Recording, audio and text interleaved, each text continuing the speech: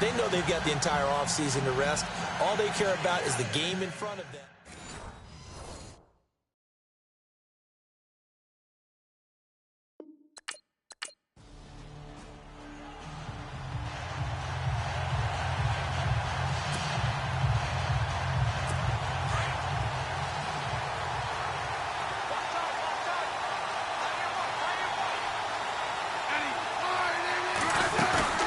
They go play action here on first down. Almost able to intercept it. That's one he would have liked to have held on to on this first drive. Instead, second down. Tremendous coverage there. Just did not catch the football and complete the interception.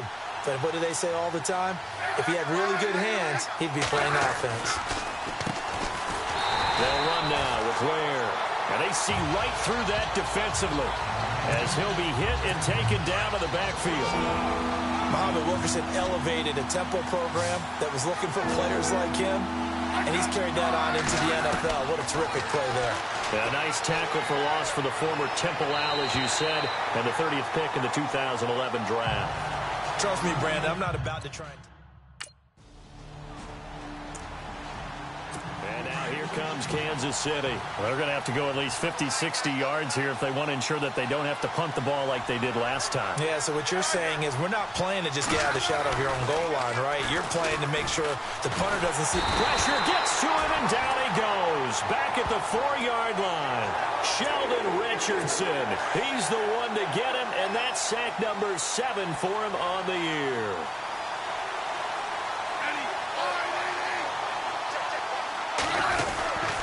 They run it here. Ware. And nothing doing here as this time the run maybe gets him back to the line of scrimmage, but that's it. Nothing there, no gain, and now they're looking at a 3rd and 15. They'd like to avoid punting from their own end zone so they could use something here on 3rd down. They run again with Ware. No gain on the play there, and it'll bring up 4th down.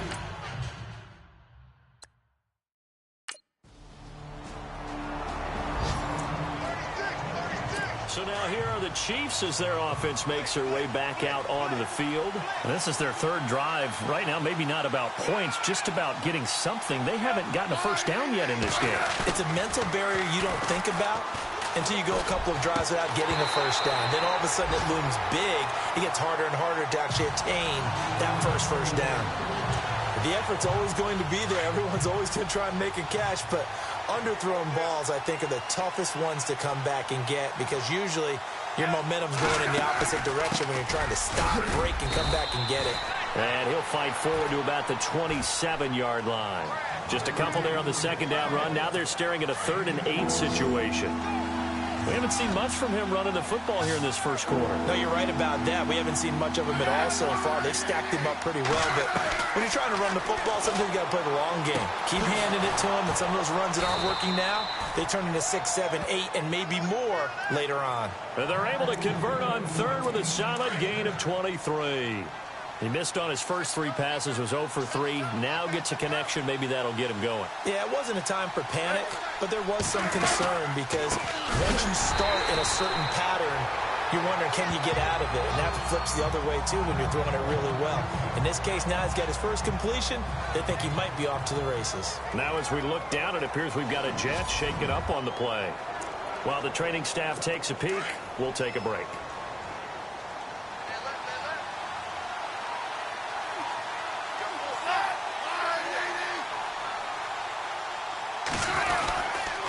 On the run, it's Ware. And he'll get across midfield and down to the 48-yard line.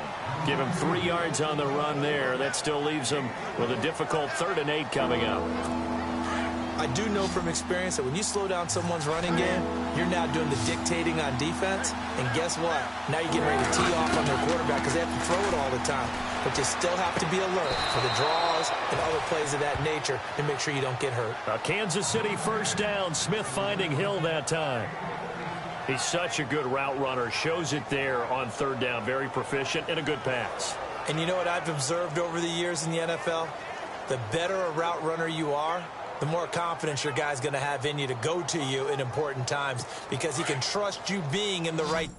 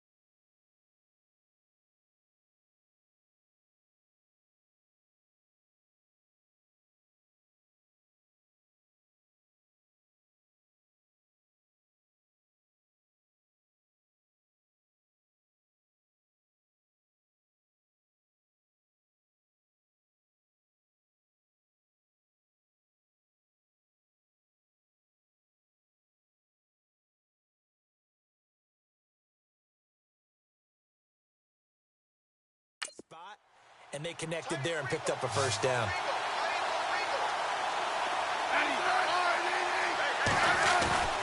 They'll fake the handoff. Now Smith. And some room to work. And he showcases the spin. A pretty good gain before he's taken down. Give him 9 on the play. And it'll be second and about a yard to go for the first.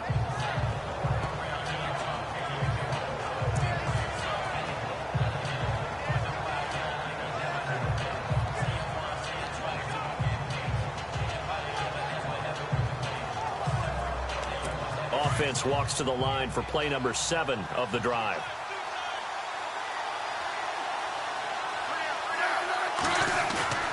Off of play action, here's Smith. His throw caught at about the 5. And they do get him down, but he's inside the 5 all the way to the 3. A good pickup there of 20 yards.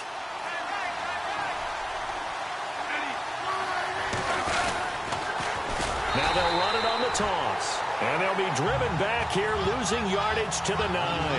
That's going to go as a loss of 6, and it'll set him back for second down.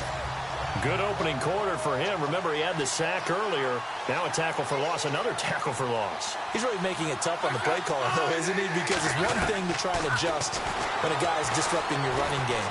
But when he's messing up your passing game as well, they may have to devote at least a second guy to him to try and keep him away from their plays. They'll give him 8 on the play, and that's going to bring up an interesting 3rd and goal.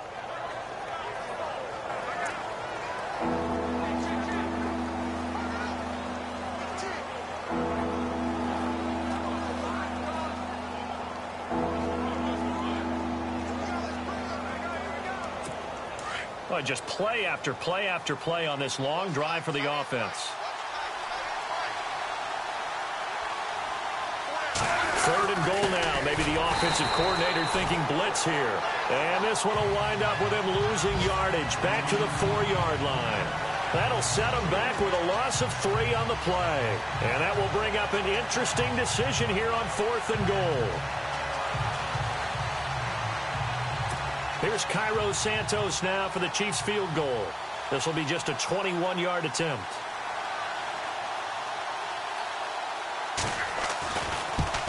And Santos able to put this one up and through. It's good. An update from Buffalo. It's the Patriots. We remind you, coming up later tonight, we got a good NFC battle. The Eagles and Seahawks from Seattle, coverage starting at 8:30 Eastern. And tomorrow we'll put a bow on Week 13 with an AFC North matchup between the Steelers and the Bengals from Cincinnati. And the Jets pressure too much as down he goes. Steve McClendon getting in there from his defensive tackle spot to snow him under for a loss of 4. On second down, here's Smith. It's Kelsey on the ground. And he's going to be stopped up right at the line of scrimmage.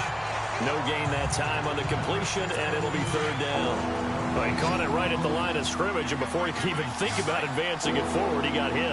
Great tackling, because that's what you're taught. Don't give up yards after the catch. And most offenses make a living off of yards after catch. Those hidden yards that may not go into the score sheet, but they count big for moving the ball and stretching the field. Really nice open field tackle. And now here comes Kansas City. And our game's hit a little bit of a lull here, a little bit of a snag. Punts on back-to-back drives. And old school coaches don't necessarily mind that. Didn't turn it over, right? Didn't create a big play. Rush coming, and he's taken down. Sheldon Richardson in there to get him, and that's sack number 8 for him on the year. I'm starting to feel for that quarterback back there. I mean, you know me. Normally, don't have a lot of empathy for the QB, right? In this case, definitely he's been on constant duress this entire game. I don't know how he's surviving back there. And to think, there's still a long way to go in this football game. Even though they gave up more than they wanted to on that play, it actually illustrates how well they bottled him up throughout the game, because that was his longest run of this contest. On the ground, this is Ware. And they'll bring him down at the 27-yard line. It's a 6-yard gain, and it leaves him looking. And now here comes Kansas City. These guys had to punt their last possession, and that's become too familiar of a refrain. Too many of these drives just wound up going nowhere. But you know how in baseball, when the pitcher gets a base hit and he's on base, they bring his jacket out to him to keep him warm? A lot of times the punter goes to the sideline, puts on sweatpants or a wrap over his leg to keep it warm. He might need a massage from the trainer right now from all the work he's getting.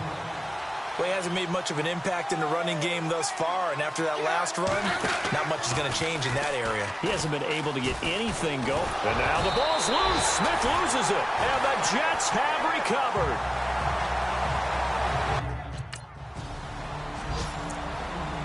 And now here comes Kansas City, and a fumble last time. Ball security. Talk about it all the time in the National Football League. They've got to be better at it on this drive. Don't you think that when every team gets together for the first time, I don't care if it's OTAs, mini camps, first day of camp in the regular season, ball security comes up about, what, the second sentence of the coach's address? And those are so many drills focus on that. All the time, and they do drills to make it even tougher to simulate game situations. Doesn't always work out, though. Here's Smith on the option left. And he'll be stopped up quickly here at the 38. The Chiefs on third down, lacking much success, just 2 for 7 to this point. They're up against a 3rd-and-1 situation. Now whistles and a flag down. Looked like one of the Chief linemen might have moved. False start, offense. And that'll set them back 5.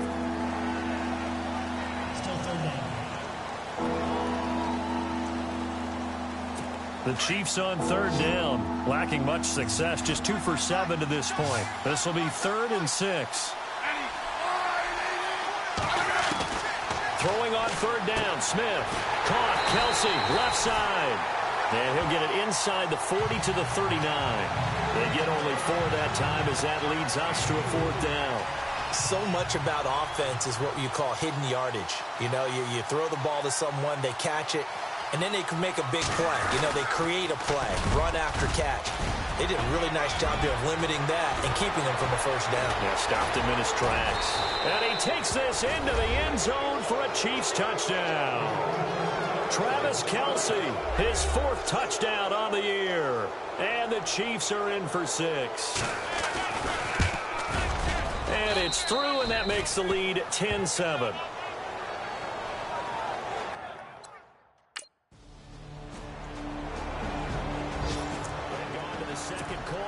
Buffalo. It's the Patriots with the early lead over the Bills. Tom Brady, a single touchdown pass to this point in that one. And with time running short here, they'll simply take a knee, and that should do it for half number 1. So we've hit halftime here at MetLife, and we've seemingly lost.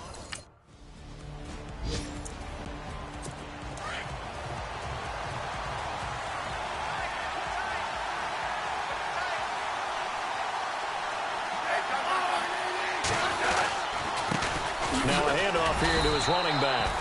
And not much there at all. He's up only to about the 16-yard line.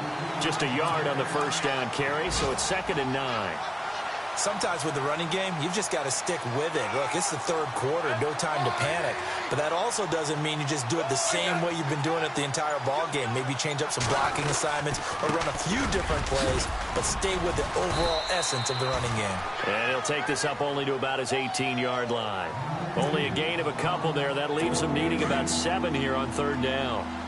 Well, they're hoping that the second half is better for him than the first half. They've got to find a way to get him going. He's a big part of their offense. Now Smith on third down. And it's complete to Kelsey. And he gets this one all the way up to the 40. And they convert on third with a gain of 22. And there's a completion to the tight end. And look at the size of these players nowadays. At that spot, 6'4", 6'5", and up. A lot of guys used to be basketball players, somehow came back to football. That's really good for the game of football. You're getting better athleticism, great hand-eye coordination, guys who know how to control their bodies when they run their routes. That play wasn't quite as big as the play that preceded it, but still, got to like the way they're moving the football, partner. Absolutely. Pretty good room to run on that last play. Yeah, they didn't get a first down, but still, you'll take runs like that each and every time, won't you? Albert Wilson, the intended receiver there. And it's 3rd and 4. Let's face it, perfection is something we all chase, whether it's playing this game or whatever we do. Hard to attain, but that's what they were searching for as that pass goes incomplete. Out to the flat. That's complete to his running back. And they went the wrong way there. Losing yardage back at the 43-yard line.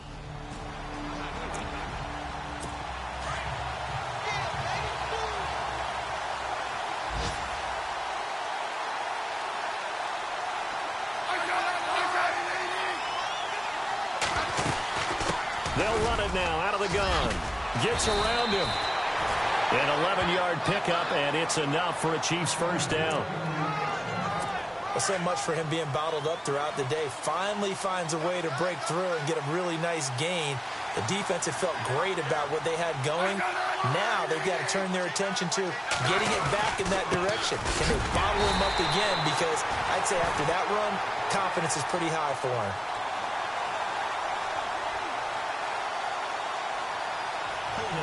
Offense.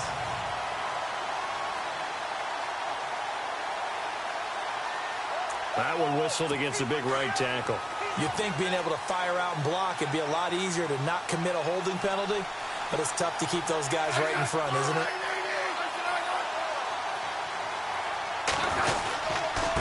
Going to give this time to the tailback. And he'll get this one up to about his 14. 2 yards on the pickup. It'll be 2nd down.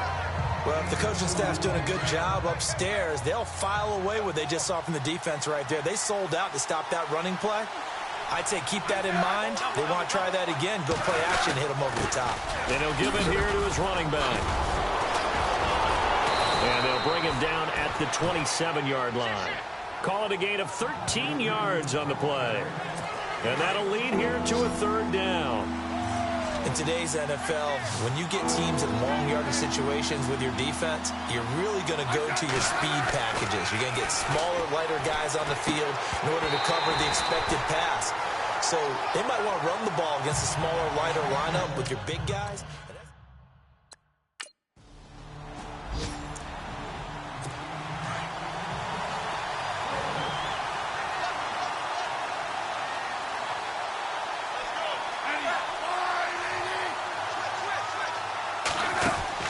From the end zone, Smith.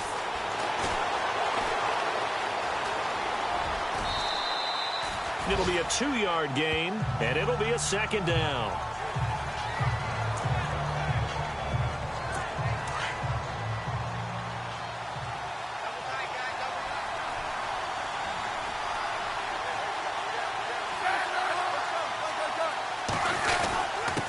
Now a handoff here to his running back.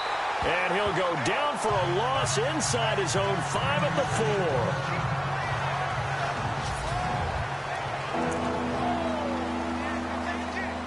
4. The Chiefs on 3rd down. They've had a lot of chances, but not much success, converting only 3 times. This is 3rd and 9. Now Smith will turn and give this to his fullback, Sherman. And he'll take this forward only up to about the 7. 3 yards won't be enough here as that'll bring up 4th down.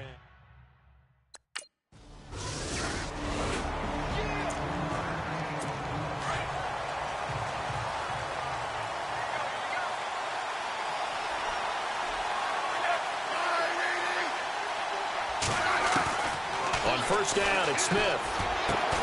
Over the middle here to Wilson. And he's brought down after a good gain. A really nice gain of 25 yards. That crossing route is so effective when you hit it just right because you get a guy on the move, and then we see the end result there. Nightmare for the defense. They got a guy with a full head of steam. Not only does he catch it, but he picks up additional yardage after it. And some room to maneuver. And he'll go down shy of the 40 at the 41.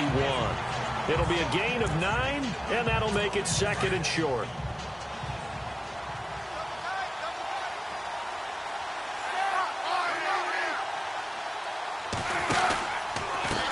And now here's a carry heading left. There he goes inside the 30. And he gets this one all the way down inside the 15. That one 28 yards on the ground. Yeah, they really needed to get something going, didn't they? They had punted on the last 2 possessions. The running game starting to come to the front for them, providing a nice pickup there to keep this drive going.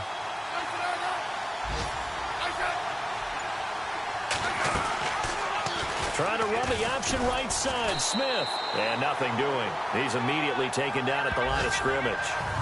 No gain there as he kept it himself at second down.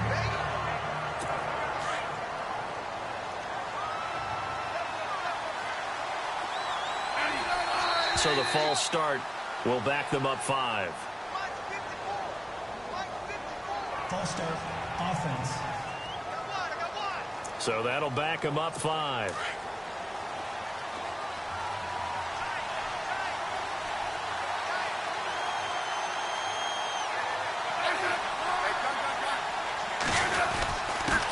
And again this time to the tailback.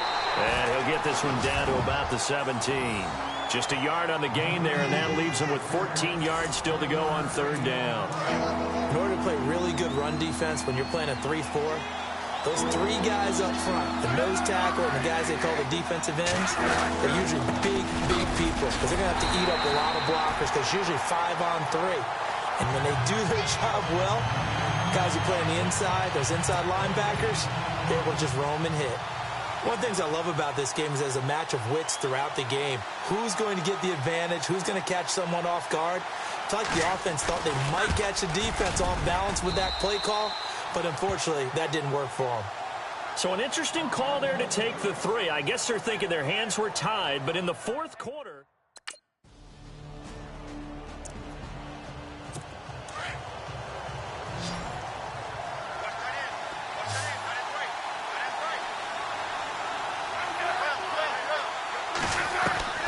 On 1st and 10, Smith.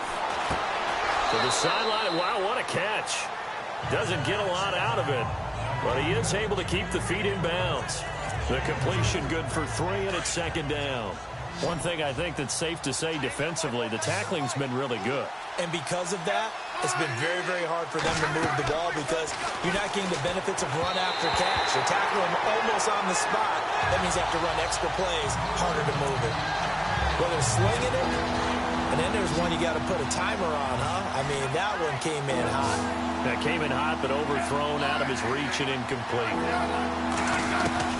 Smith now to throw on third down. Oh, I can't hang on to it. Almost intercepted. They would have loved the first pick of the game there, but at least it did. Well, Charles...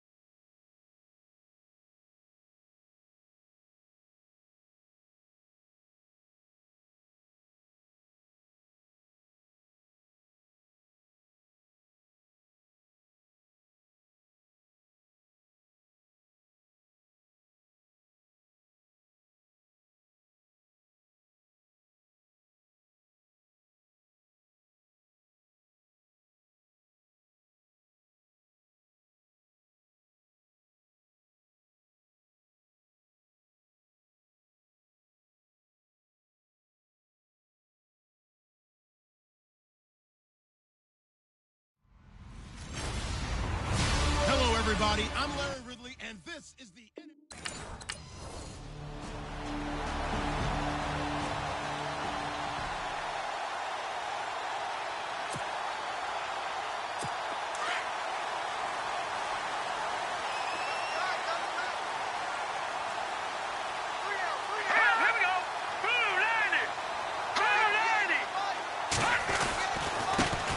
Now a carry, it's C.J. Anderson. And a nice move will yield nothing as he's stopped behind the line. It's a loss of 2 there, bringing up second down. Okay, let's just make this one simple. We know that the running game is not their thing, but they can't just throw it on every single down without expecting some real heat from the pass rush. Give them 14 yards there and a Denver first down. Now, look, that wasn't a huge gain, but those are the types of carries I think they were missing in their loss last week. They couldn't get him going on the ground. Did you get the same feeling I did during our meetings, that they kind of regretted that he didn't touch the ball? Absolutely. You know, hey, he should have touched it more last week. They weren't going to make that same mistake, and they've taken care of that early. Call it no gain on the play, and it'll be second down. So nothing there, but maybe you blame that on the blocking. Yeah, at some point, you've got to win at the point of attack. And on that play, that was all the defense. They made it happen. On second down, Anderson. Anderson loses the football. But fortunately, he's able to recover his own fumble, and that could have been trouble. All I can say about this play is that someone's living right. I mean, he's trying to gain yardage, trying to get upfield. Ball comes free. What's that panic that we've talked about oftentimes that you feel when you lose the ball? You can sense it. Oh, you can sense it, and somehow he got to it and was able to recover it for his squad. Give him 6 on the play, and that's going to make it fourth down. And coming out now, the Broncos. The crowd may be losing just a little bit of the edge after back-to-back punts. They want some big plays. They want to see some offense. They want to see somebody break away, whether it's through the air or on the ground. Now it'll be interesting to see where the patience is on both sides. Each head coach, can you hang in there and not try and force something that could put your team in some jeopardy? And the play goes for 19 yards, gives him a new set of downs. First down, here's the run with Anderson. And he's going to get this one down to the 30. 2 yards on the pickup there. It'll be 2nd and 8. Well, he's looking for some running room, and there wasn't a whole lot of it there on that play. I think he was lucky to get a couple of yards out of it, because those defenders, they were rallying to the football pretty quickly. To throw on second is Simeon. Blitz coming, and down he goes. Well, that play was the very definition of fast, quick, and in a hurry. Suddenly, he was there. Yeah, blink of an eye. That happened fast and a big sack. Throwing on third down, Simeon. Got him in. He finds Sanders. And he's going to have a first down here as he gets this one to the 17-yard line. 17 yards for the Broncos there as they've got themselves a first down.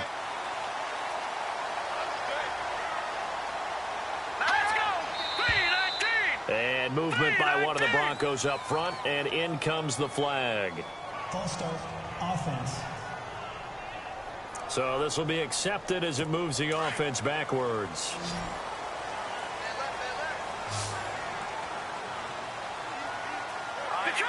Detroit! From the gun, here's Simeon.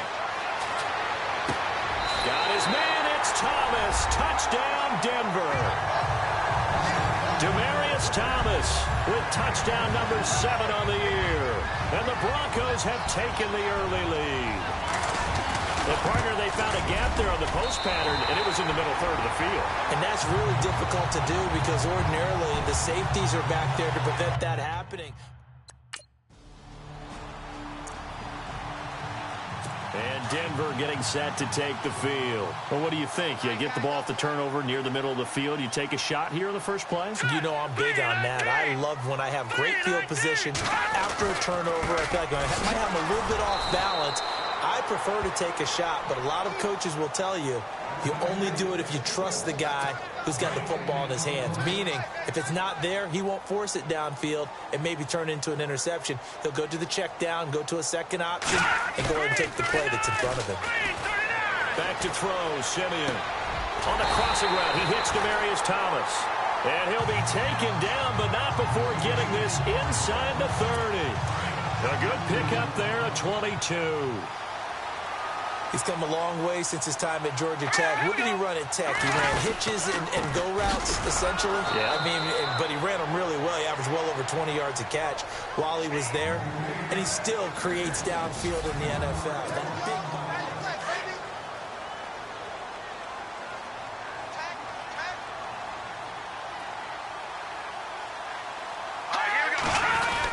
Again, Anderson. And down inside the 15 he goes. A Bronco first down there, 12 yards on the play. That's how you get right up off of the mat, because on the last play, they stoned him in the backfield and dropped him for a loss.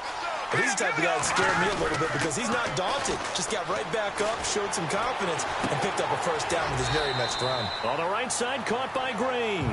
And now they're inside the 10 as he's brought down at the 9. 5 yards on the catch there, brings up second down. I think it's okay there. They didn't get a whole lot on that play, but it's nice to have a safety valve that's built like this guy. Big target, guy you can spot pretty easily. Put it on him when your other targets aren't open. And that is out of the back of the end zone, incomplete. Emmanuel Sanders, the intended receiver, and it's 3rd and 5. Quarterbacking 101. Never force the ball into double coverage, especially not this close to the goal line. The windows are so tight, you just don't want to force it in there because it could be tipped up and picked off. This will be caught at about the 6. The gain of 5 that time gives him the conversion and makes it 1st and goal. And just a small glimpse there as to why they like this rookie so much. And that's why they lit up a little bit in our meetings with the coaching staff. Yeah, when we talked about him, they did. Yeah, you know, they like his work ethic. You know, this guy's running every route well in the route tree and getting better at it all the time. Really honing his game. They expect a pretty good jump out of him as things continue to move on. It's a gain of a yard, and it'll set up 2nd and goal. That run didn't get very far, and I think when you're looking at his dimensions, he's a little bit on the smaller side. He's counting on the big guys up front to escort him in, and they couldn't create any kind of space for him, could they? Yeah, didn't get the push they needed. And he's going to get this back to the 3-yard line and no further. Call it no gain that time, and now it's 3rd and goal.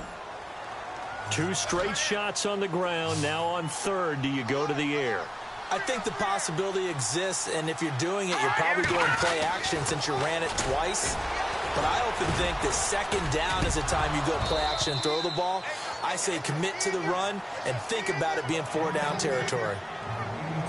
He was waving his arms, wanted the football, but he dropped it. And that reminds me of a story you told me from your days at Tennessee. We don't need to mention the other guy's name, but when he dropped an open pass and you blew coverage on, what did you say to him? Yeah, it's really not right since I blew coverage, but since he dropped the pass, I said, well, maybe next time he'll just walk it out here.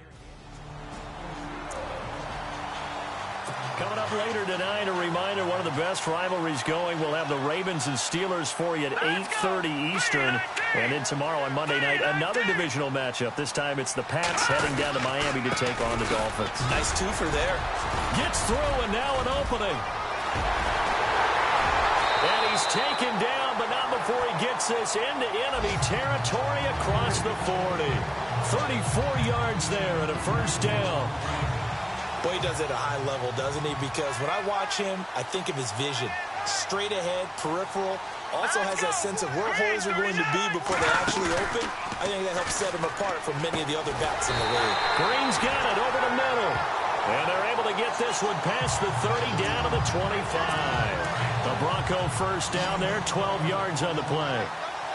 So much goes into a successful play, doesn't it? How about that play action there? Freezing the defense just enough to bring the tight end free downfield for the completion. Throwing the out route incomplete. That's Green. And he'll go out of bounds in the red zone just inside the 20. Give him 9 there on the 1st down completion. Seeing that play and understanding just how tough it is to cover tight ends, especially the ones running around the NFL nowadays, makes me glad I didn't make it in that league. I would have had a really difficult time. But now you get to sit up here with me. And that is caught. Touchdown, Denver. Emmanuel Sanders, his 6th touchdown of the season. And the Broncos will add on to their lead. And in the red zone, I guess this is why you have a guy like that on your roster. Without a doubt, and if you have him, you use him because he's a guy who's going to win just about every time. care what the coverage is. Now this Broncos offensive unit ready to head back out onto the field. And for them, a touchdown their last go-around. Obviously, they'll be hoping to do that again. And when you start plotting for this drive, when you start thinking to yourself, okay, what are we going to do? You don't go away from what you did before because that worked, but you have to be prepared for wrinkles and counters because you know they'll make some adjustments. Oh, incomplete. The rookie had it and lost it there. And it'll be second down. They're going for a receiver there. Already has one touchdown in this first half. A second one not to be. I like where their headspace is, though. I mean, I really like the thought process, right? You got a guy who's already scored one, right? You want to go back to him, continue the hot hand, and make them adjust to you defensively. I like what they were trying to get done, even though they weren't successful. And the hit jarred it loose. It's incomplete. The turnover put them in great field position. They don't want to squander it with third down coming up. No, not at all. And you know what else you do? You make your defense mad. Yeah. They got you the football, gave you a great opportunity. You got to cash in and get some points.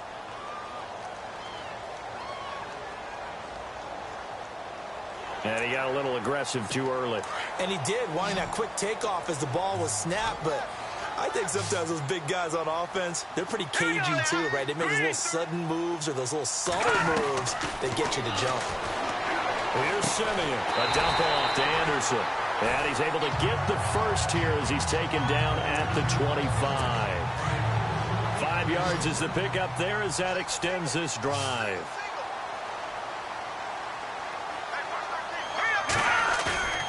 Play fake to Anderson. Now Simeon.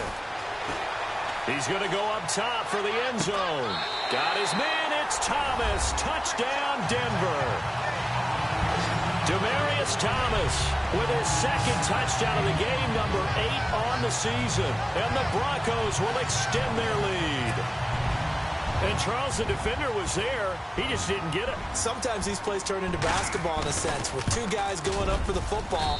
Which guy's going to box the other away from it and grab it? Yeah, I know you hear it a lot, but it's just the will to get it, right?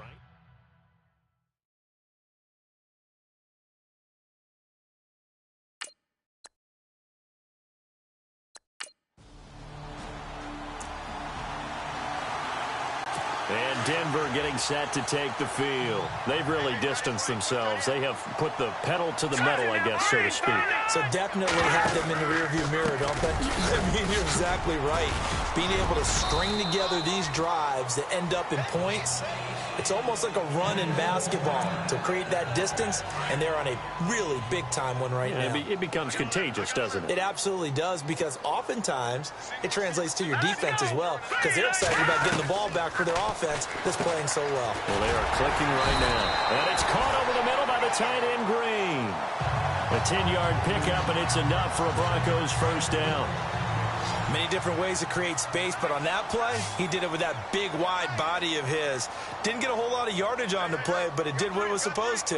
Pick up a first down. Here's Simeon. And no escaping this time as he'll go down. They got him for a sack. Darren Lee in there to drop him, and it'll be a loss of about 8.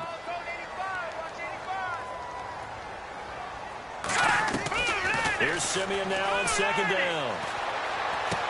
Green with a catch left side. And he's finally taken down, but not before getting across midfield and across the 45-yard line. 23 yards on the play. They'll run it now out of the gun. And he'll lose yardage on the play back at the 45-yard line. That's going to go as a loss of 2, and it'll be second down. So when you call a corner blitz, what a lot of teams call a cat blitz, you're expected to come after the quarterback. But in this case, he ran into the ball carrier. Really nice technique, because what you do is you come deep as the deepest offensive player, so he can't get outside of you. It'll be a gain of 6, and they're going to have a third down. And just in general, Charles, on a play like that, how tough is it for the defense to account for a running back essentially being a receiver downfield? It's very difficult, especially if the running back has skills like a receiver, and you're aware of that before the game even begins. So throughout your practice sessions, you're going to want to be aware of him. Where is he lining up? What can he do? What kind of damage can he do to us downfield? And who can match up with him without weakening our overall defense. You're exactly right. It's a tough task to match up to him.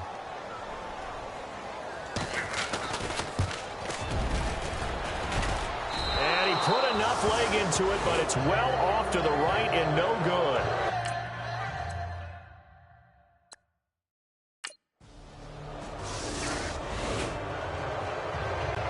So the Broncos coming out now. Last time out, they had that long 50-plus yard field goal that they missed. And I'm sure on their sideline they're thinking to themselves, okay, do we still want to try one if we're in that position again? And I would dare say that the answer would be yes. They're going to have a lot of confidence in their kicker. But just to be on the safe side, I'm sure they told their offensive guys, can we get a little bit closer this time? Closer. Yeah, well, you know, I'd rather get in the end zone first and foremost. But if all else fails, less of a field goal attempt for him.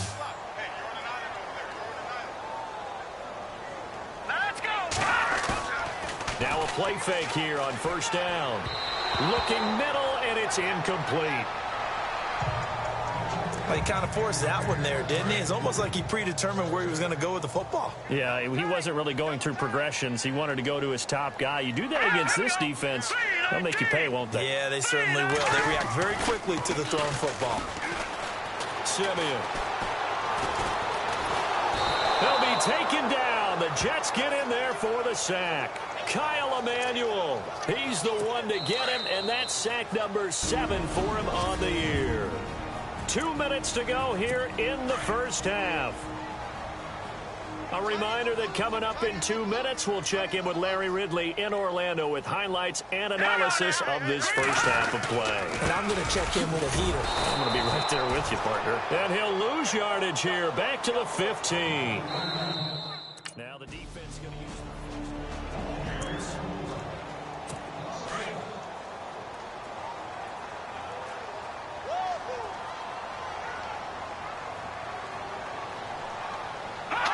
And they will take a knee here. So we're at halftime. Larry, go back to...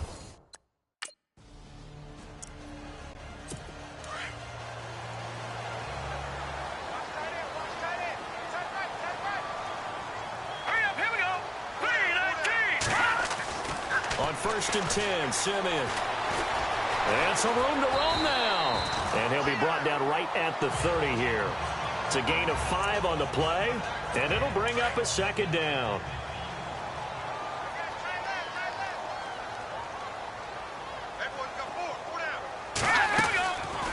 They'll run it now out of the gun. And he'll slip his way up across the 30 to the 32. 2 yards on the carry there, and it's going to lead him to 3rd down. This is what happens sometimes when you abandon the running game. It's hard to get back to it because once guys get out of that mentality of firing out and hitting people, hard to get them started again occasionally. And he's got the first before he's brought down at the 39-yard line. It's a 7-yard gain there, and it's good enough to move the chains. And that's understanding where the markers are because it's not just running to them. Because on the catch, you can actually be pushed back before the first down.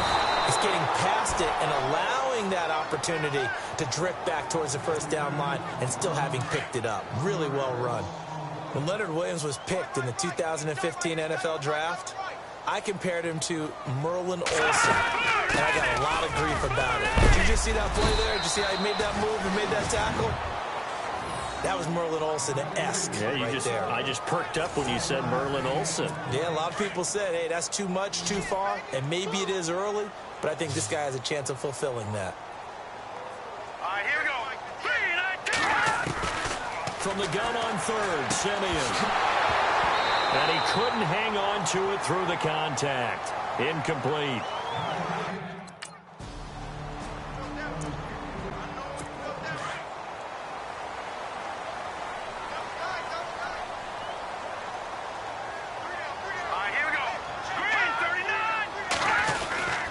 They start the drive with Anderson. And that closed up quickly there as he gets it up only to about the 17. No gain on the play. It'll be 2nd down. Wasn't able to get anything, no gain. Fumbled once already. Maybe he's being a little careful. Not necessarily on that play, but I'm sure that's in his mind somewhere. Oh, without a doubt, because protecting the football is job one for anyone who's carrying it, and that's exactly what he tried to do on that play, but it didn't gain him any yardage. 4 yards on the completion, and it sets up a third down. And, boy, they had high praise for this rookie receiver when we asked the coaches about him, didn't they? They certainly did, and obviously they liked his measurables. Otherwise, they wouldn't have brought him onto the team. Height, weight, speed, all of that. But how about what they really said? Competitiveness. That's what they really liked about him. The way he goes after the football, competes for it, and decides when it's in the air, it's his and only his.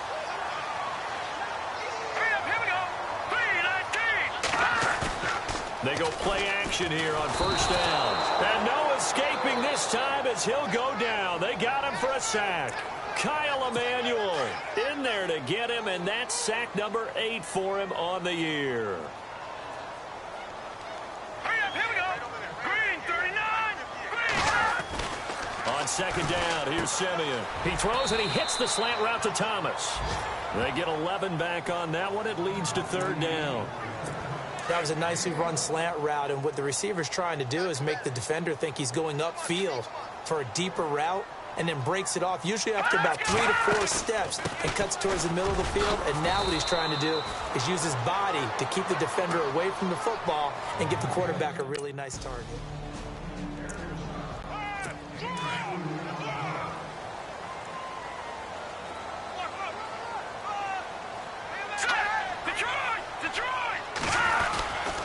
The drive starts with Devontae Booker. Trying to bounce it outside, but he's only able to get it back to the line of scrimmage. No gain on the play there. Second down.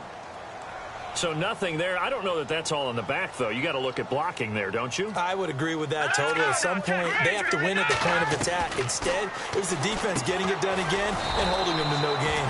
Over the middle, complete. That's Green. And they'll get 9 there as that sets them up better for third down. They gave up the completion there, but this is what zone defenses count on. Catching the ball and not much run after the catch. They'll run it. Here's Anderson. And he will have a first down as they get him to the ground at the 37. He needed a yard. That's what he got, and it's going to earn him a new set of downs. Well, someone's been having a good game so far, and you know something? A lot has been power running. They decided to turn him loose again on third down, didn't they? They did indeed. He delivered the tough yards. And that play is blown up, losing yardage back at the 35. I know they've got to be careful not to go to the well too often, but it's a fine line, isn't it? Because sometimes, if you've got success, you want to just keep pounding away. But no success there. They rallied quickly on the defensive end. And this defense not giving him anything there. Maybe a yard after the 36. So where'd all that running room that he had in the first half go? Because it looks like it's drying up a little bit here. Someone made some adjustments, it appears, at least on this drive. Out of the gun, Simeon. And that is incomplete. Well, the numbers have been good in the passing game, and certainly a big reason why.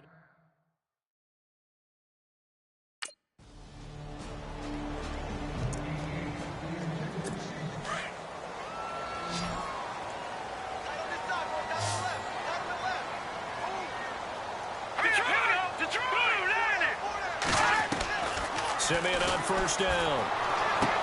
Looking again for Thomas, this time complete. And able to get this one across the 45 before he's brought down. They call it a gain of 19, and it moves the chains.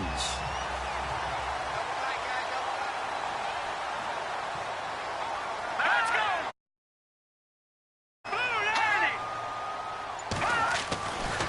Now a give running left with Anderson. And he'll lose yardage on the play back at the 45-yard line. It's a loss of a yard there, and now second down. Brandon, it's clearly a running situation when you're up in the fourth quarter. They're going to have to stack the box and make it difficult for them to move the ball. Made it very difficult right there. Now they need to repeat that effort. Yeah, bring 7, 8, 9, whatever it's going to take. And the Jets pressure too much as down he goes. Sheldon Richardson in there to get him for sack number 9 now on the year. Simeon in need of something big following that sack, facing third and long. To throw with Simeon. This is caught by Marlon Brown.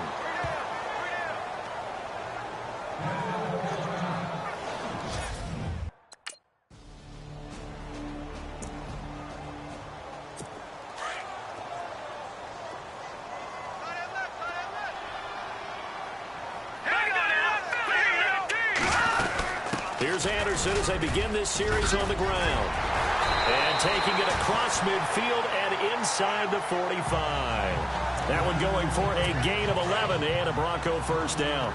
Do my eyes deceive me, or is he getting stronger as this game moves along? Burst seems just as good here in the fourth as it was way back in the first, doesn't it? I do believe someone put a lot of time in the offseason and continues to condition during the season in order to continue to carry the ball at this rate. Give him 4 yards there. It'll be 2nd and 6. I like a guy who understands the situation. I also like a guy who you look at him and you say, that looks like a guy who knows the coach is going to say, guess what? You drop this one, you'll be carrying around the training facility for an entire week. Maybe flashback to high school or college, carrying it around campus, right? The old gauntlet drill, right? Anyone get the ball out while he's sitting in class and bring it back to the coach? He's in big trouble. 17 yards for the Broncos there as they've got themselves a first down. They'll run it now out of the gun. And, a good hit there and knocked down hard. It's a pickup of 4, and it'll bring up 2nd down. I like that run right there, partner. Not the flashiest run, not the one that's going to break for big yardage, but he understands the situation, and taking care of the football, paramount, and he got it done. Nursing that slim lead, you're exactly right. Hold on to that ball. And he'll get this down only to the 18. Just a gain of a yard there, and now it'll be 3rd down.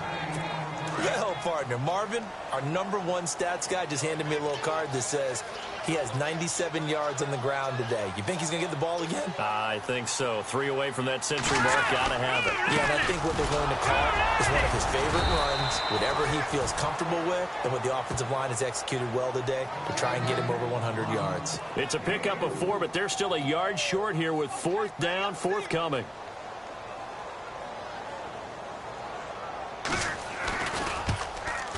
And McManus able to put it through, and that'll push the lead up to 17. And you figure with that, this game's pretty well out of reach.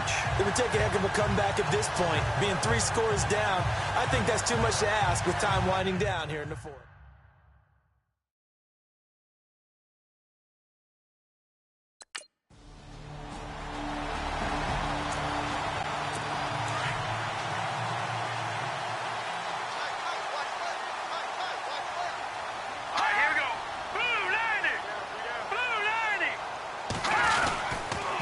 They give it to Anderson, and he will lose yardage here back at the 23-yard line.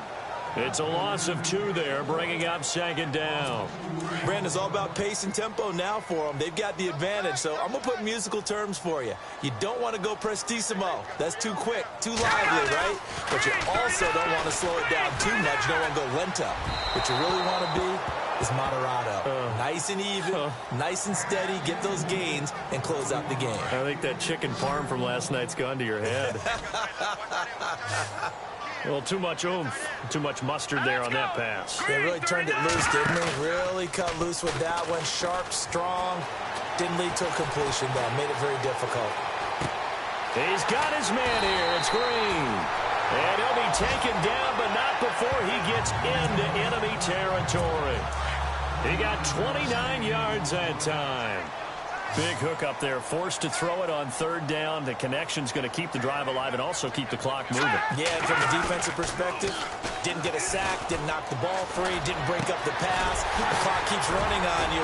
You're in a dire situation now. And he goes down, but not before getting this inside the 25.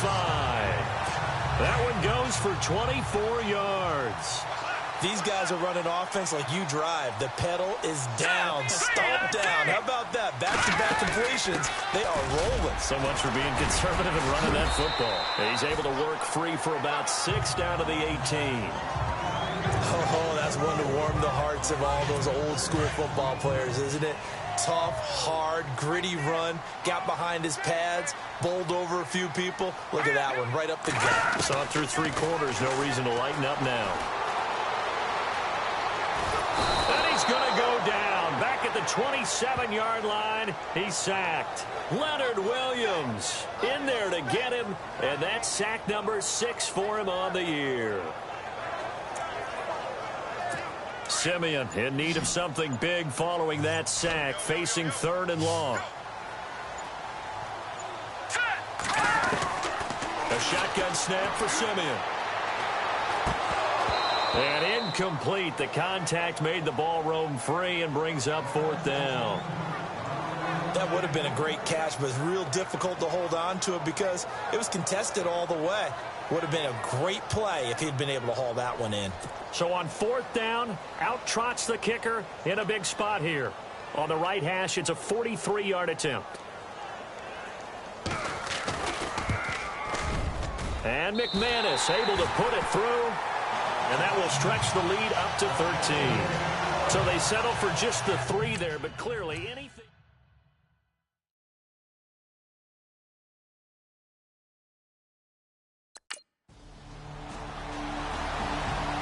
Elsewhere across the league, 4th quarter action in Los Angeles. And emerging victorious in that one, the Rams.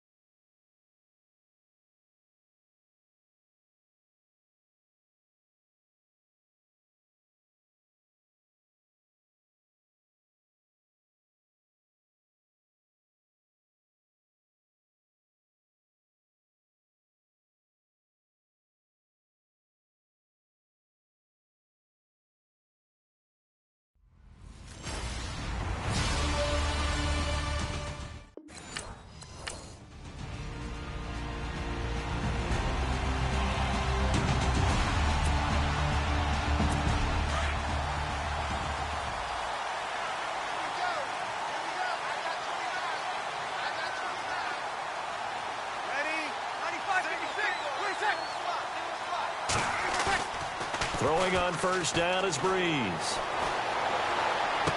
And he gets this up just shy of the 30 to the 29 before he's out of bounds. A look at the numbers for Thomas from a week ago. 5 catches, 52 yards. When you turn in good, consistent performances each and every week, you will rank in the top 10 in the league in receiving yards, and he's number 7 currently, hoping to move up as time goes on. They run. It's Mark Ingram. Not much room here as he only gets it to about the 30. Only a yard on the pickup there, and it'll bring up a 3rd down. 3rd play here, this opening drive, as they're up against a 3rd and 5. Partner, we know today's NFL is really built around the guy throwing the football. But these short runs, they still pay dividends because they can take their toll on a defense, and they can add up as the game goes along. You control the clock, you control the ball, and that way you often control the game. And a gain there of 11 yards.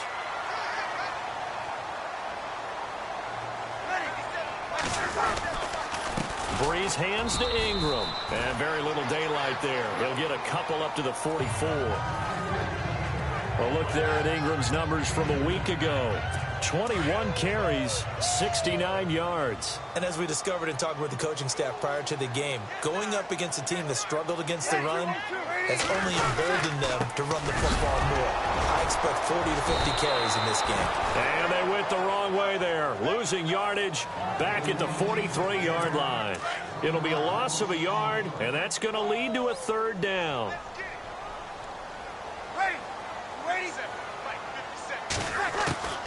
Shotgun now for Breeze. It's complete to Fleener. And he's going to have a 1st down as he's brought down at the 44-yard line. Breeze finding Fleener for New Orleans first.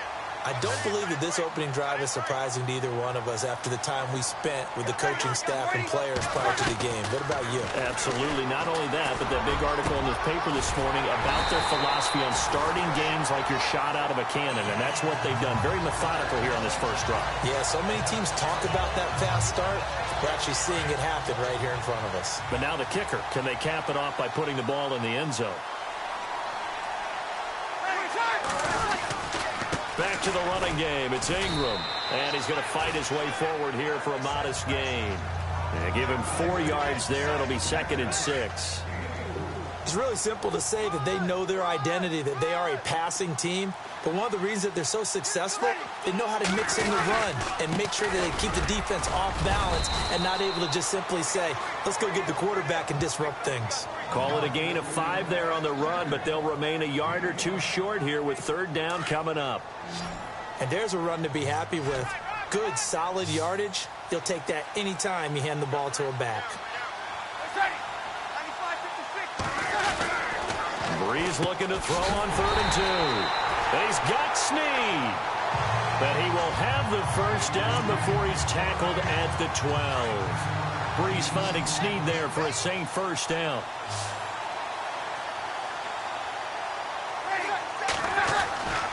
Breeze now on 1st down. This is caught. And he couldn't quite get there. Tackled down at the 1. It's a nice pickup of 12 yards, and it gives him a 1st and goal.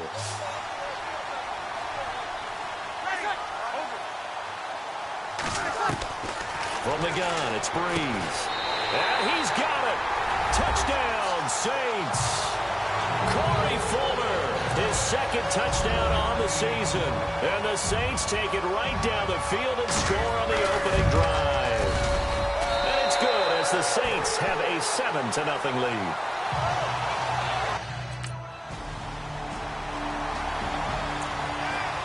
Saints offense now, they get ready to head back onto the field as we grind toward the end of the season here, and they haven't had the season that they had hoped. So let me ask you to play GM. Where might they look to make some changes? I think when you look into the upcoming draft, think hard about them drafting multiple offensive linemen. They've got to get stouter up front. And as a GM always tells me, Charles, this is a big boy league, and big people always end up winning games for you. On 2nd down, Ingram. And he'll find some space up to about the 25. So they get half of what they needed. It'll be 3rd and 6 upcoming. On a 2nd and long, it's really nice to see an offense that has enough confidence to run the football in that situation. I think that goes back to their practice and game planning. They've seen things that they've seen on tape and in previous games that led them to believe that even in a long-distance situation, they can still run the football and gain enough yardage to put themselves in a good spot. The Saints coming out now to take the field. And on the last go-around, they really couldn't get anything going. They had to punt from deep inside their own territory, which means you're going to lose the field position battle as a general rule. What they're looking for now is a little more consistency, move the ball at least a few times on offense, get a couple of first downs, and hopefully flip the field. Yeah, just something to build off of. That's what they're looking for here. I think defensively you're okay with that. You're in the first quarter. He's going to get some catches, but they rallied to him quickly. And that's what you count on, and I like what you just said. First quarter, can you do it all game long? They catch it, you tackle them, they go down on the spot. Because when you're able to do that and you don't give up big chunks of yardage after the catch, now you put the offense in a position where every series they have to work hard to pick up first downs, and you tend to stall them out when you do that. He goes underneath to Ingram. And able to break one tackle, but then quickly brought down. Call it a gain of 5. We remind you that coming up later tonight, this is going to be a good one. The Cowboys and the Raiders going at it in the East Bay. Oh, that's old school right there. Old school indeed. Then Monday night, another good late season matchup. The Falcons and the Buccaneers from Tampa to wrap up Week 15. Give them a couple on the carry there. 2nd and 8. Well, they didn't get a whole lot out of that one, but I think you've got to continue to try and run it and try and keep the defense honest. You mean or else they'll just sit back, dare you to throw it on every down? Yeah, you get your quarterback hit a lot that way, too. Now Brees throwing on 2nd down. And incomplete there. A nice hit. Jars the ball free and brings up 3rd down. It's a lot of contact going on there, and in the end, unable to keep 2 hands on the football and bring it into his body. Everything looked pretty good until the finish. Now Brees on 3rd down. He's letting this one go for Fuller. It got his man complete. And they finally do get him, but not before he reaches the 27. A big play for the Saints on 3rd down. 44 yards.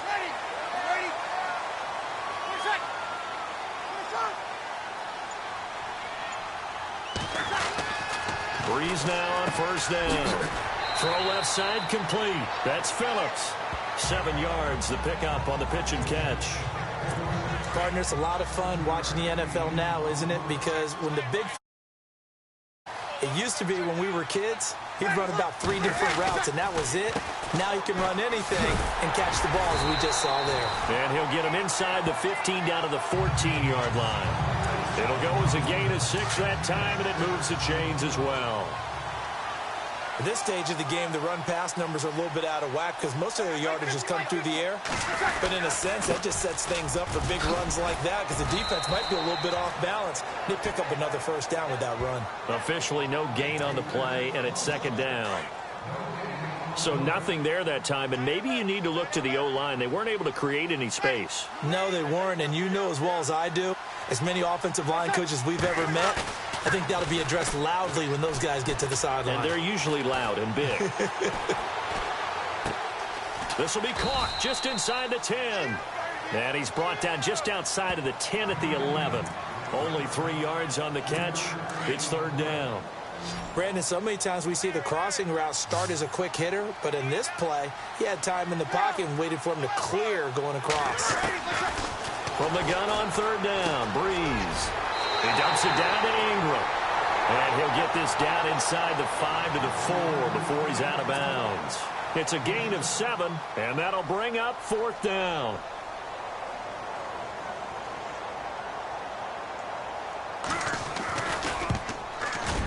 And Lutz's kick is good. And they take the lead here now at 10-7.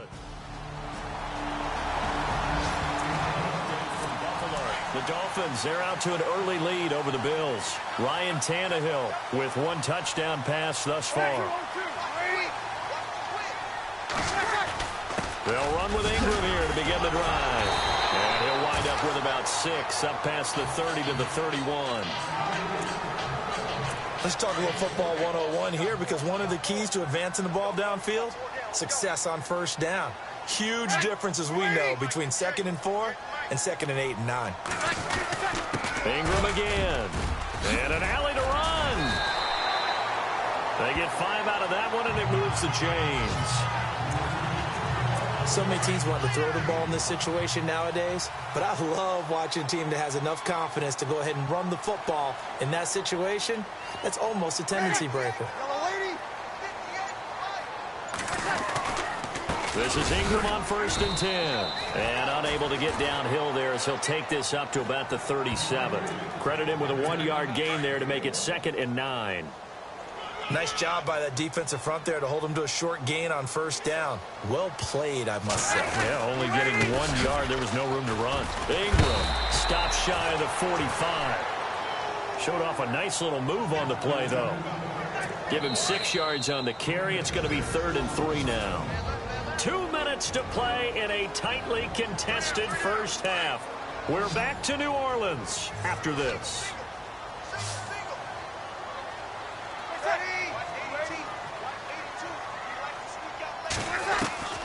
Brees going to try and throw on 3rd down.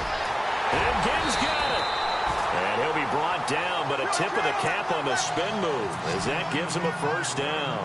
Brees to another longtime vet, Ginn, for the New Orleans first. On 1st and 10, here's Brees. It's complete. Flainer, right side. And he'll get it down here to the 43. 5 yards on the catch there, brings up 2nd down. Nice rhythm throw there on 1st down. He located his tight end, made it a nice easy pitch and catch. Hoping he can break a tackle or two. Wasn't able to do that there, but still good yardage. A nice pickup there of 11 yards, and it'll move the sticks. So the offense has it 1st and 10.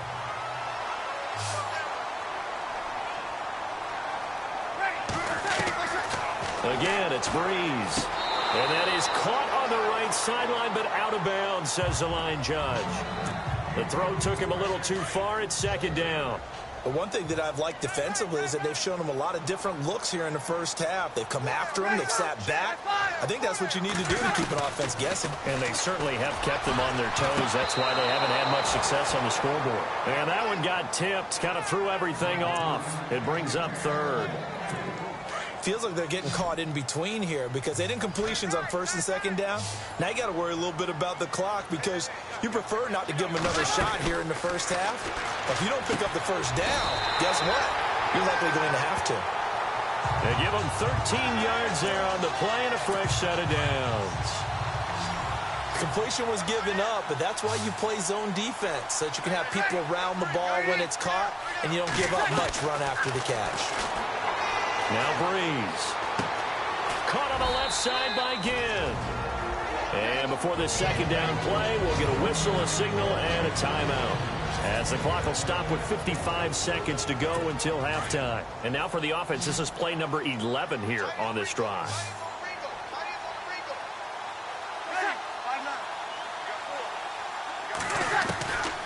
Again, they'll throw with Brees. Finding his safety valve here. That's complete. And he'll get it here to the 10-yard line. And on 3rd and inches, we're going to get a whistle and a timeout as they get the stoppage with just under 50 seconds remaining in half number 1. Now, Brees again. And this is going to be incomplete.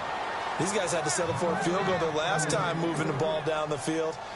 They may have to do it again on this drive. That could be frustrating. Yeah, I don't want to be cliche, but at least they were able to get 3 last time. 3 here, not the worst thing in the world.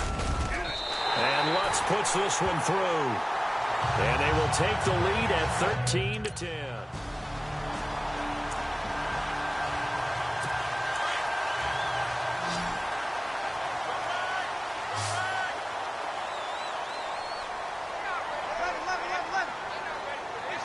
And with time running down, they go down to a knee. So it's halftime. Well, we're going to let you off a little easy.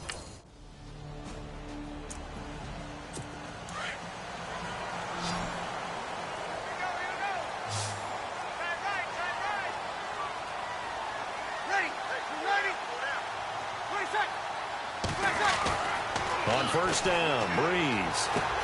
And Thomas has it. And he'll go down right around the 47 this time. Give him 9 there on the 1st down completion. When you see zone defense and you know you've got a drag route on as your primary call, you've got to be really careful as a passer about how far you let your guy go because he might wander into some tough coverage. Over the middle, it's Thomas. And he's brought down. He got 18 yards out of that one, and it gets him a new set of downs. One of the selling points of the in route is it gives the quarterback a really nice sight line to his receiver, and almost on a direct shot, able to throw the ball into the middle of the field and have a great chance of success as they did on that play. And a solid run down inside the 30. A solid run on first down. Gain of 7 leaves him with a 2nd and 3. Well, no matter how they phrase it, staying on schedule, staying ahead of the sticks, whatever you want to call it, 7 yards on first down, that fits the bill. Here's Breeze to throw. And the hit jarred it loose. It's incomplete. So he can't hang on, and as I watch that unfold, I remembered an expression that I've heard, maybe from you, I don't know, but you're going to get hit anyways, might as well hold on to the ball. Well, you know a coach said that, right? Yeah. Not an actual player. No chance at all. Way easier said than done. And that is incomplete. I'm not sure we could spot any tendency here on this 3rd down. They could have run it or passed it. Either one was available. They chose to try and get it through the air, but they were unsuccessful.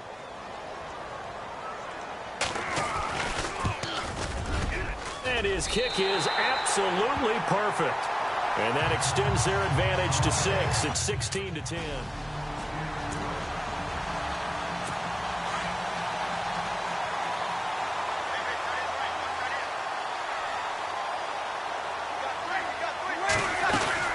They'll try to get the ground game going with Ingram. And he'll be brought down at about the 25 after a pickup of 4.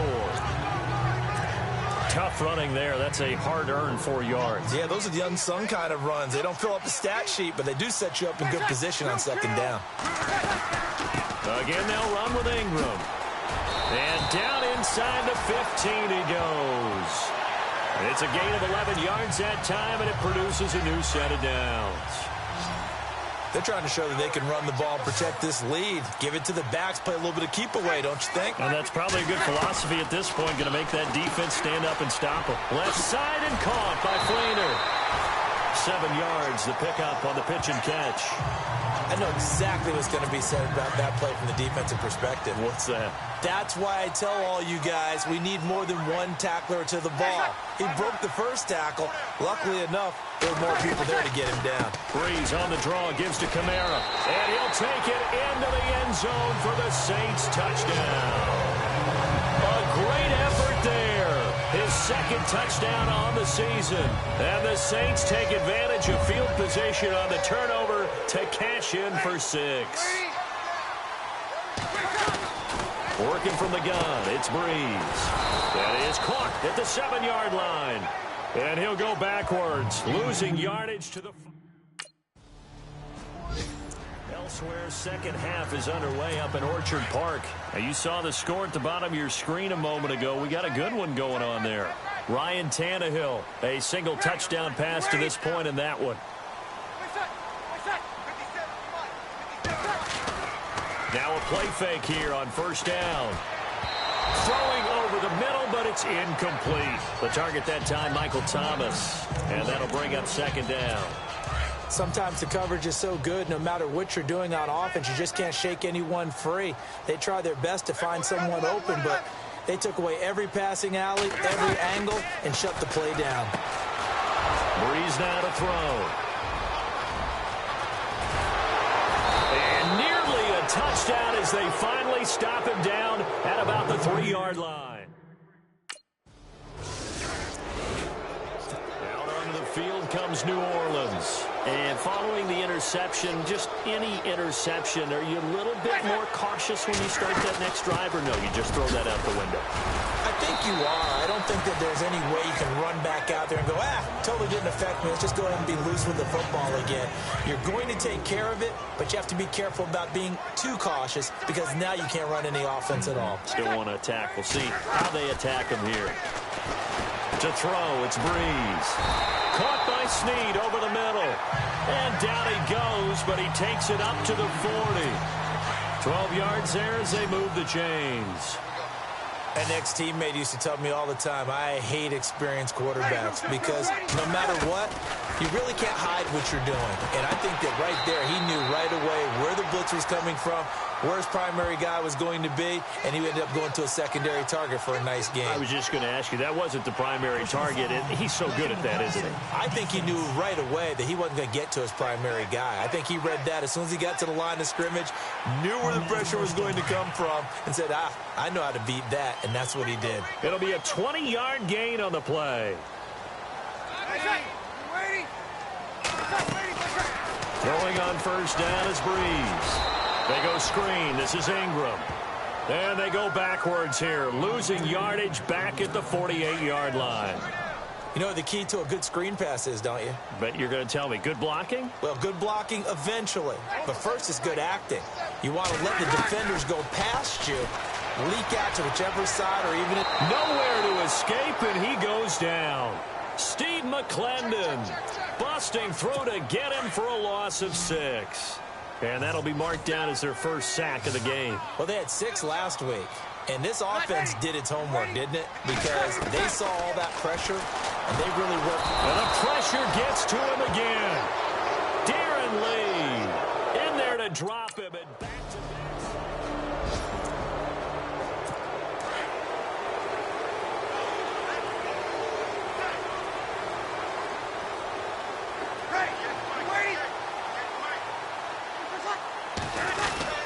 the drive starts here with a carry by Ingram. And they're able to get this one across the 35.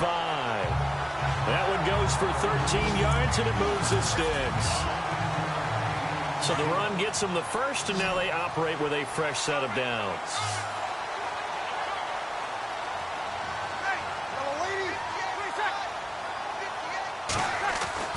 They go play action here on first down. Under a heavy rush, and down he goes. How about that? One of the so-called little guys putting the pressure on. That was a strong safety. When I was in college, we often called that a lightning blitz.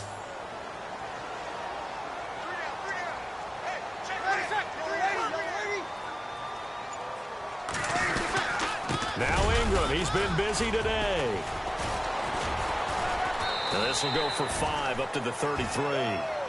And in this situation with the lead fourth quarter, they're liking keeping the ball on the ground, I'm sure. That's just smart football, but you know the defense has to know it as well. They've got to stop them here.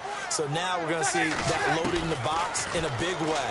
6, 7, 8, 9, whatever it's going to take, puts a little bit more pressure on your big offensive line. And he couldn't hang on.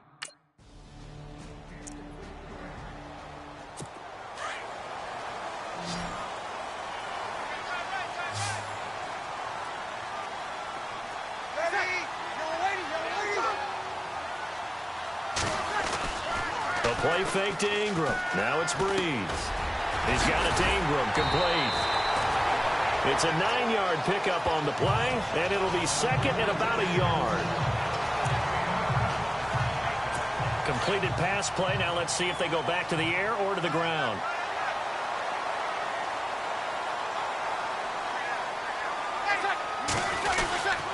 Breeze gives it up to Ingram. Ingram's got the first down and more. And able to get him down, but he does reach the 5. That one goes for 16 yards. It sets him up first and goal. I guess he was saving his best for last, so to speak. Longest run of the day coming here in the fourth quarter right there. And that type of run makes for a better night for him and his teammates, doesn't it? To be able to produce this late in the game can lead to some big smiles and satisfaction in the locker room after this one's over. And this time the yards won't come so easy as they'll, in fact, tackle him behind the line. Brandon, that was not a highlight play for the offense. But how about the previous play? A big run? They're used to trading that, especially if you're a Hall of Fame runner. Big run, maybe not so much on the next one. But and he's going to be taken down, sacked back around the 18-yard line. Steve McClendon in there to drop him for his 5th sack of the year. 3rd and long now after the sack of Breeze, and the Saints up against it here. From the gun, it's Breeze. And he's got him. It's caught in the end zone. Touchdown, New Orleans.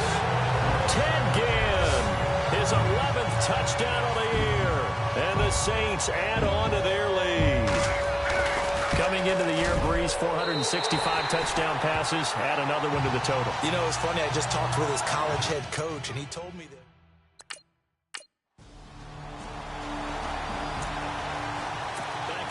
field now comes the New Orleans offense. A good balanced attack for that last touchdown drive they had. Now it's time to see if they can do that again. It really becomes a tale of two play callers, doesn't it? The offensive guy, he's in sync. Everything's working pretty well.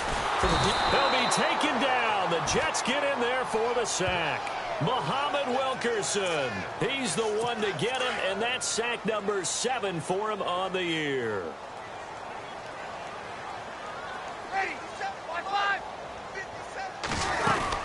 On second down, Kamara.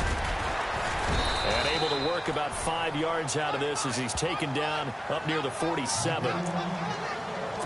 Frustrating for a defense, energizing for an offense. Finding a way to create that type of yardage in your running game, that'll make the guys carrying the ball very, very happy. On third and long, it's Breeze. And he's got it over the middle. Fleener. The completion good for only 6, and that'll bring up 4th.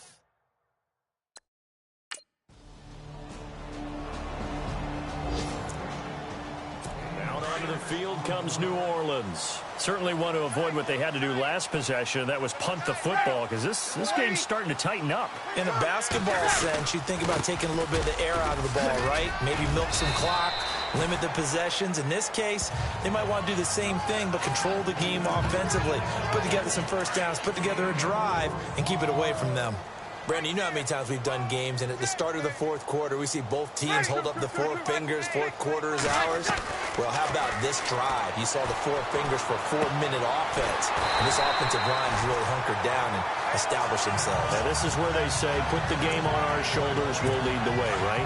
No doubt about it. And let me tell you, if you're a running back, all you want to do is get behind those big fellas, have a little vision, and find some space. And a solid way to do that on the first play of the drive there. And he'll fight his way forward to about the 48-yard line.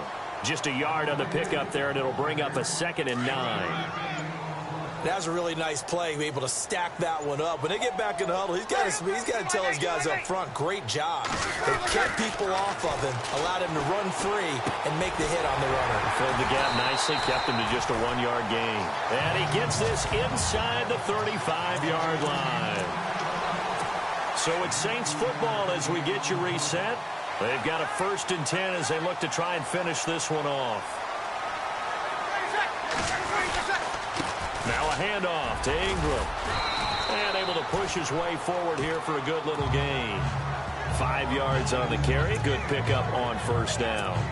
Good gain there on first down. And keeps them in a running situation probably. They did everything right on that play, didn't they? They got the leverage up front. Good blocking. Nice hole for him. Ends up picking up nice yardage. Stays in bounds to keep the clock rolling. They are in charge of this scenario right now. They want to stay that way. And not in any rush offensively. This has been an up and down, back and forth type of a game, hasn't it? Maybe this long drive take a little bit of the wind out of their sails, kind of settle things down a little bit. Here's Ingram. And he went nowhere. He'll lose yardage back to the 29. It's a loss of a full 3 yards, and it brings up 4th down. So while the offense has had a big day, no one on that side of the ball is excited about seeing a loss like that. Their goal, to make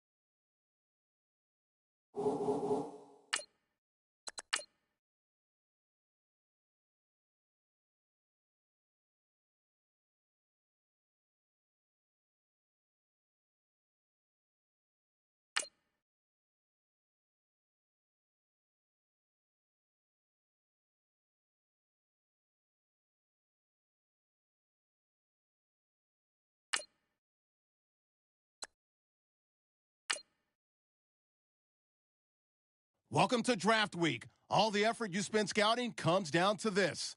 Start the draft when you're ready.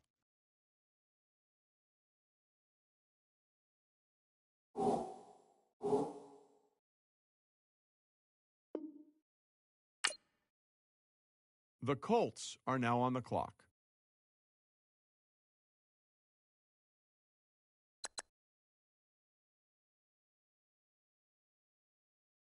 The Raiders are now on the clock.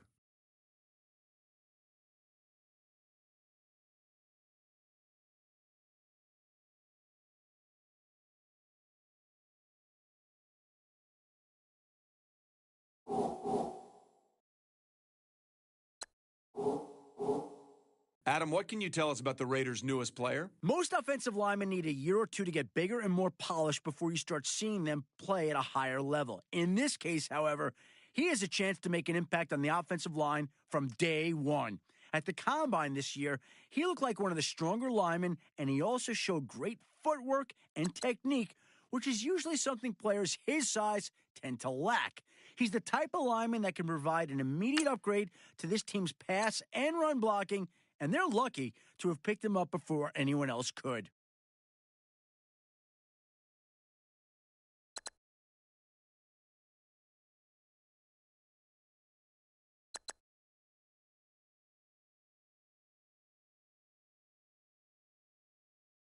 The Jets are now on the clock.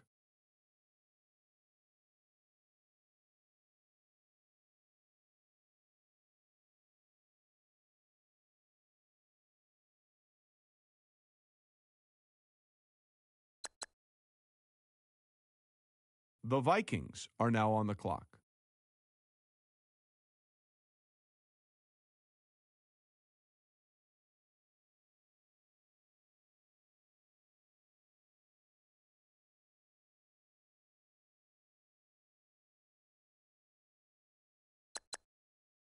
The Saints are now on the clock.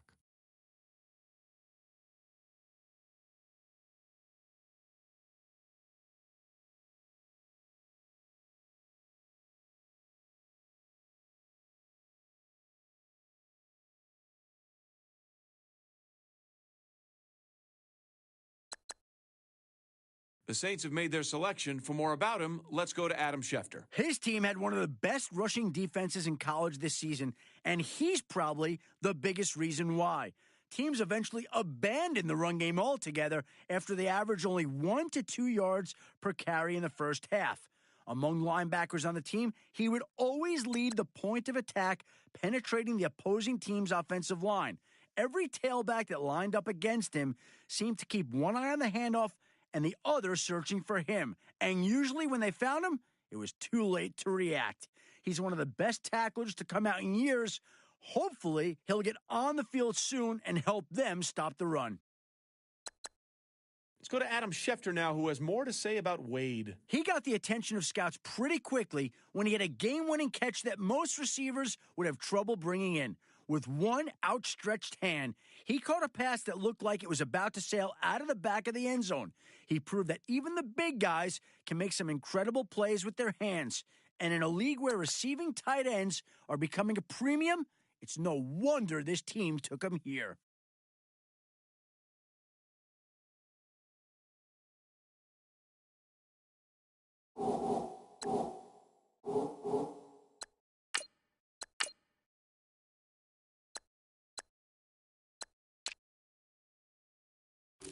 The Cardinals are now on the clock.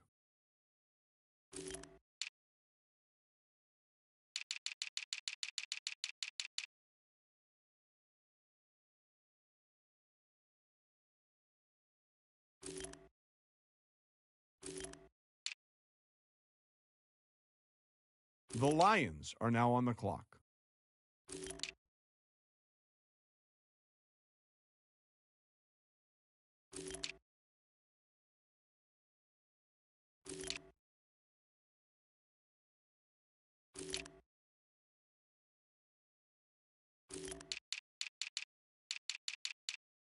Let's go to Adam Schefter now, who's got more to say about the Lions' latest pick. If there's one thing this defensive back is good at, it's the old bait the quarterback into throwing and picking it off trick. And he's not just good at it, he's great. He set the school record for interceptions in a season, and most of those interceptions happened when he baited the quarterback and forced him into poor decisions. He's also had his fair share of circus-style catches in tight coverage, the type of catches that even some receivers can't make. He may have a harder time picking off NFL quarterbacks, but his coverage ability is enough alone to warrant this team drafting him with this pick.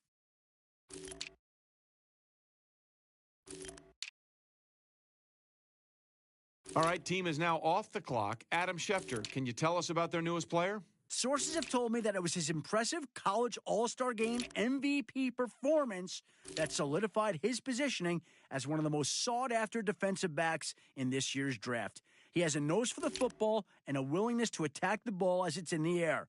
Instincts are a trait that simply can't be taught, and many draft experts have compared him to a young Deion Sanders. If there's one knock on him that I consistently hear, it's that he needs to work on his tackling mechanics and strength. One scout even showed me film where he was shown struggling to bring down bigger backs and receivers one-on-one. He'll be meeting with a team nutritionist and strength coaches in the coming week as his new coaching staff feels that if they can bulk him up a bit, he'll win those battles.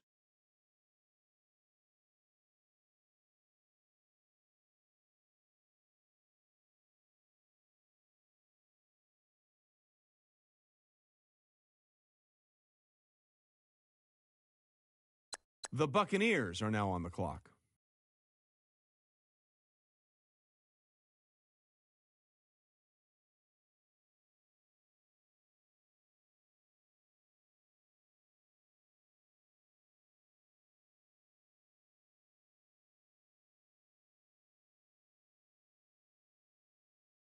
The Bears are now on the clock.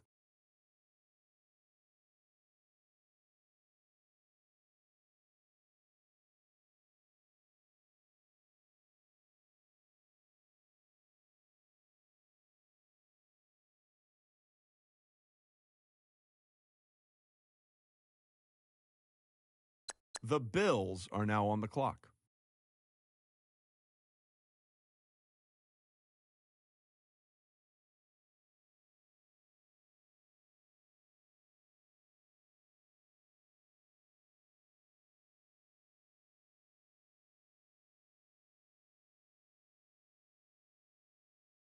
The Seahawks are now on the clock.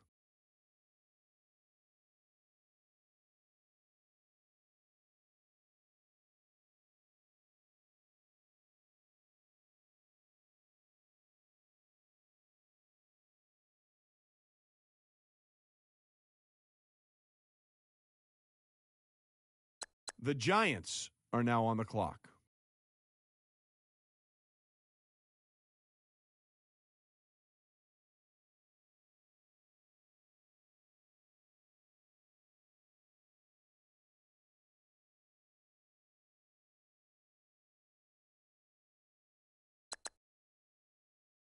Okay, interesting. The Giants have just made Worthy their guy. Let's hear more about him from Adam Schefter. After a season where two tailbacks emerged as top prospects, they were finally able to settle their competition at the Combine. They had a personal goal to beat one another in every event, and boy, did this kid show up big. Whether it was on the bench or in drills, he looked above and beyond like the better back. He outlifted and outran his competition, and scouts noticed. It's no wonder he just got drafted. I'm excited to see this kid play.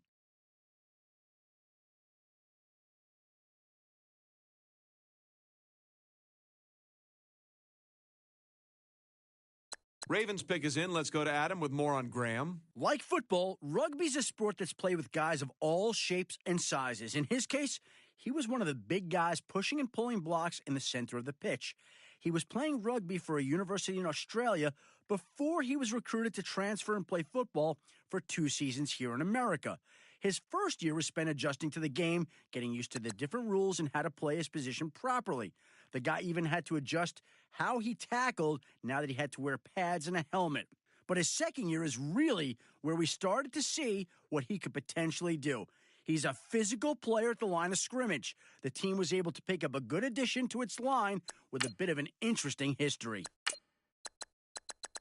Pick's been made. Let's go to Adam Schefter to hear more about the player. He had a reputation in college for being a very physical player. He relied more on his size and strength than technique to overpower defenders. A lot of scouts were ready to declare him just another mauler until the Combine, where he moved quickly in the kick slide drill, showing good knee bend and maintaining balance through each step. Matt Miller told me he still saw some things that needed work, but with good enough coaching, he can improve even further. He just got picked up, and I think he has the chance to be a reliable blocker in the future for this team.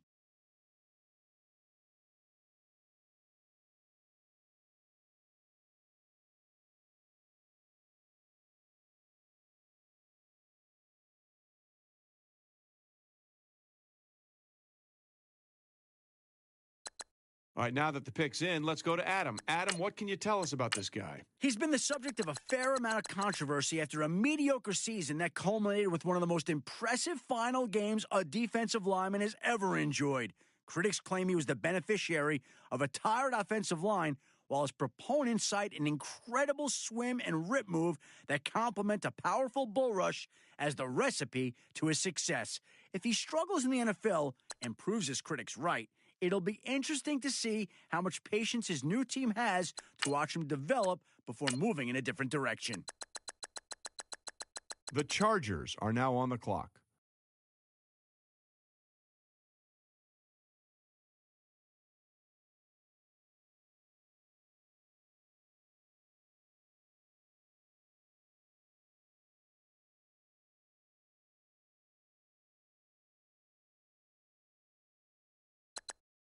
The Ravens are now on the clock.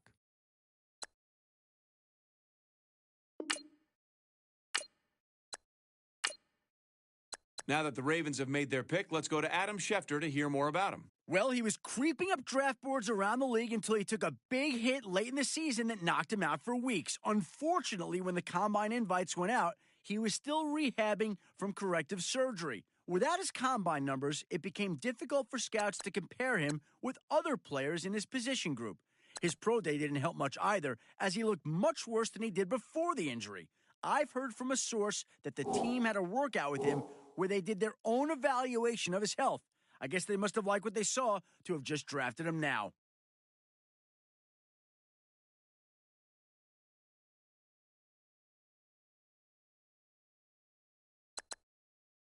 The Falcons are now on the clock.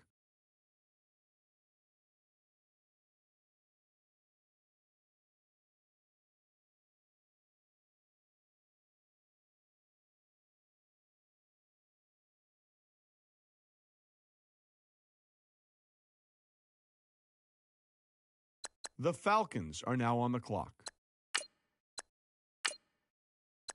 Titans have just made Hughes their guy. Let's hear more about him from Adam. He took an early exit at the combine after suffering what looked like a painful ankle sprain during the vertical jump. Scouts were eager to see what he could do this offseason, but they were left disappointed when he hobbled off the field. I've been told that he's 100% ready to go for rookie minicamp, and now he can breathe a sigh of relief that he's finally been picked.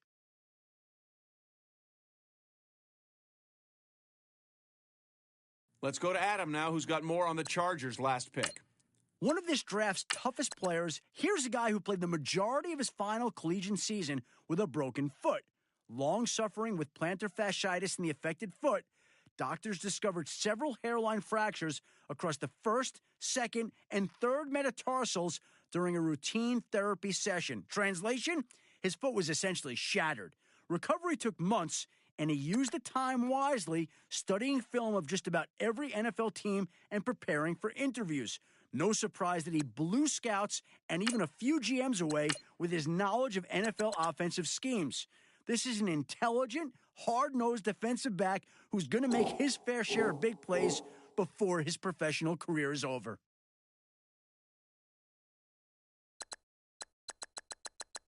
All right, let's go to Adam Schefter, who's got more on this pick. I heard he surprised several scouts at his pro day when he showed up looking a lot leaner, and the difference showed when he went through drills.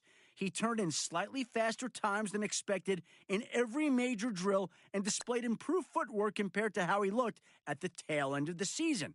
I've heard from a few different coaches that they'd like to see him put some weight back on, yet keep playing as quick as he currently is.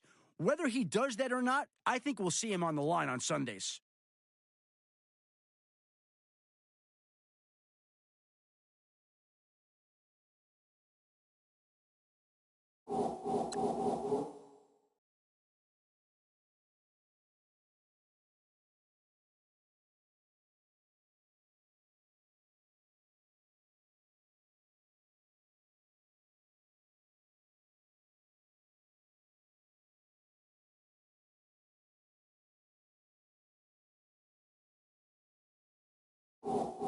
The Ravens are now on the clock.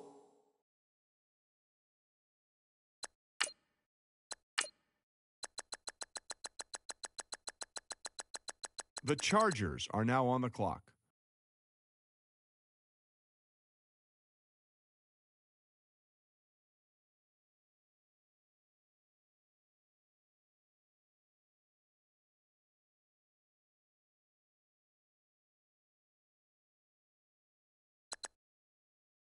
The Ravens are now on the clock.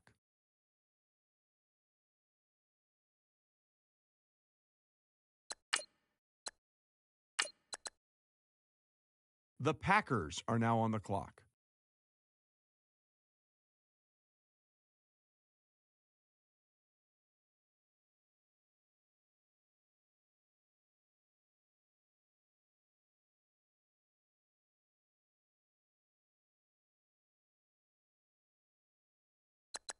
The Browns are now on the clock.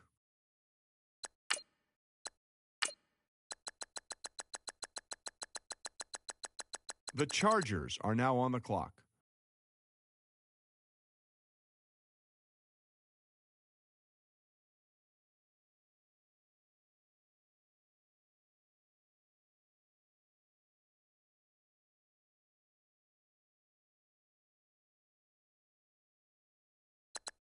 The Ravens are now on the clock. The Packers are now on the clock.